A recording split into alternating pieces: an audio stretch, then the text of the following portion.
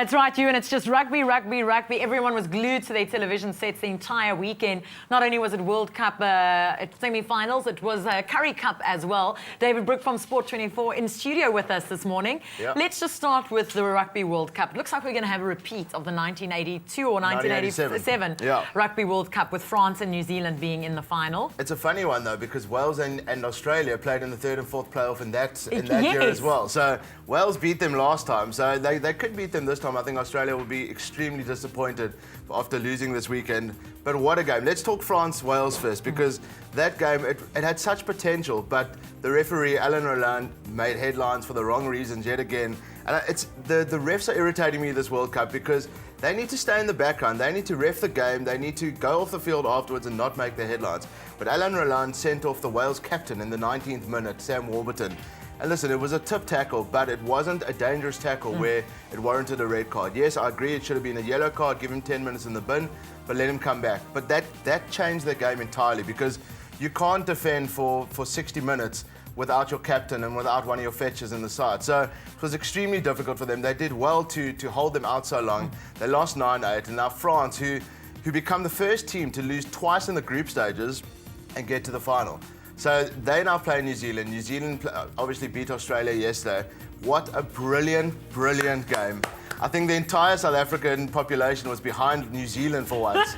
Because they just didn't want to see Australia in the final. And to be honest though, New Zealand deserved it all the way. And I secretly think that, well, not secretly on national TV, but I'm thinking secrets, that New Zealand are going to put a lot of points against France this weekend and take home the title. Yeah.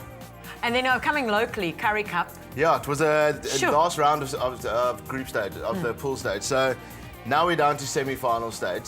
The Lions host the Western Province in Joburg, and the Sharks play the Cheetahs in Durban. So your Bullokies lose out. They had a massive victory on Friday. They put 90 points past the Leopards, but they still couldn't make the semi-finals. Yeah. And it's a massive blow for them. But they are a young side, and the next season, Super Rugby season, they will come back and they're developing a side. Half of Western Province are moving to Pretoria next year.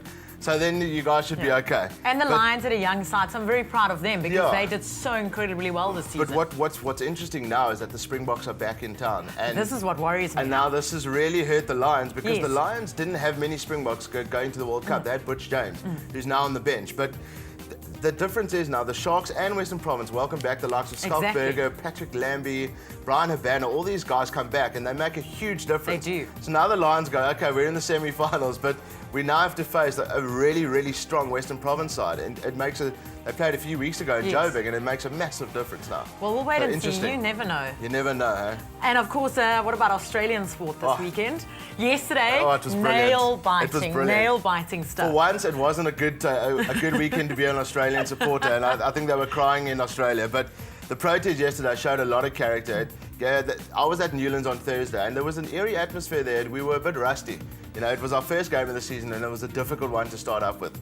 But we played Australia at the Wanderers. Now, the Wanderers is a very happy hunting ground for South Africa. We're going back to the 4-3-8 game against Australia. So we know how to chase a total down there. Yesterday, we looked in we were in an extremely messy situation, and Wayne Parnell and Rusty Turan, who said we were rusty? Rusty Turan came in. He hasn't. I don't think he scored 30 runs in his entire international career. He comes in there, hits sixes out the ground. I couldn't believe what I was seeing, and we beat Australia. The Australians were shell-shocked. Now we're going to the one-day series, the 3 one-dayers, and then there's 2 test matches. So cricket season is well and truly here. Let's support the guys. The grounds have been packed. Yeah. So it's been brilliant. It's nice to see everyone out and supporting our Proteas. Especially in good weather. Of course. And now the weekend was busy with the soccer and football. Yeah, there was a big game. Liverpool-Man United was the big game overseas, and that ended 1-1. Liverpool will feel a bit hard done by, but Man United, they always come back. And locally, SuperSport United thrashed Maritzburg. So, they put 7 goals past them, and they lead the PSL. So it's looking very interesting. And any other sporting we can look forward to this week? Yeah, I think the build-up to the Rugby World Cup, what's going to be interesting is Craig Joubert, the South African Red. It's going to be interesting to see if he gets the final, because He's had a fantastic World Cup. He's made the headlines for all the good reasons, and there's been a big push for him to ref the World Cup final. So that'll be interesting to see. Hopefully we can get a South African in the Rugby World Cup final. And then obviously the Australian series and the cricket will be fantastic. First ODIs on Wednesday. So fabulous. So support our local boys and, of course, the Rugby World Cup this weekend. David, always great chatting to you. Thank Have you. yourself a feel-good Monday. I will. It's now time to go over to Gareth Powell from USN, who's going to be answering your questions about Fedra Cut Slim Pack as well as Protein Fuel. You can call in on 083 913 3728. Over to you and Gareth now. Stay with eXpresso and SABC3.